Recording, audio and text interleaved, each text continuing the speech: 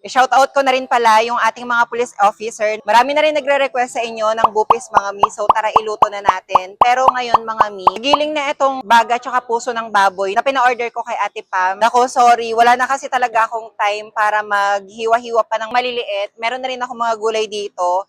Etong labanos na to, galing pa to ng Baguio, binigay ni Bri noon. So, thank you, Bri. Carrots, mga mi, bell pepper. I-shoutout ko na rin pala yung ating mga police officer na palaging nag-checkpoint dyan sa Purok Uno, Asansur, sa may ilalim ng tulay. Hindi ko po kayo maisa-isa, pero shoutout sa inyo. Saka na po yung request ninyo na kinigtot.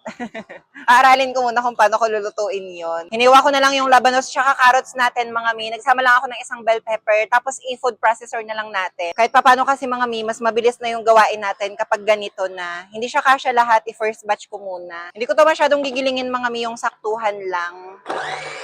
Eto, okay na din siguro to. Naghiwa na ako dito ng bawang sibuyas, mga mi. So, tara maggisa na tayo. Salang na natin tong favorite kong kawali, mga mi, from Shuvi, 45 cm. Painitin ko muna. Maglagay na tayo ng saktong oil lang. Lagay na natin tong bawang sibuyas. Igisa ko lang muna dito sandali. Okay na to, ilagay na natin tong mga laman loob. Bago ko haluin, mga mi, maglagay na ako ng paminta, dahon na legal, dagdagan natin, pampakulay, konting suka para mawala na yung lansa niya. Halo-haloin ko mga mi, tapos hayaan nating mag-gisa dito. Palabasin natin yung sarili niyang mantika. Worth 350 pala to mga mi ha. Tapos 170 ang per kilo. Hayaan muna natin dyan mga mi, takpan ko na lang muna. Lagay na natin to mga ibang pampalasa mi, liver, liver spread. From Argentina tong gagamitin natin. Masarap din naman siya eh. Lagay lang natin siya. Oyster sauce mga mi. Medyo marami kasi to kaya itong malaki na yung ginamit ko. Ito din mga mi kahit isang piraso lang. Pandagdag lasa din yan. Ito mga mi, sugar, pambalance ng lasa, kahit mga 2 spoon. Naghiwa din ako dito ng sili na green. Wala nang red mga mi, akala ko meron pa ako dito sa ref kanina. Mekos-mekos ko lang muna. Hayaan pa natin dito na mag-gisa siya ng mag-gisa mga mi. Dagdag ako ng konting toyo lang. As in, konti lang talaga. Kailangan masipag ka talaga maghalo-halo dito kasi masusunog siya dun sa ilalim mga mi. Para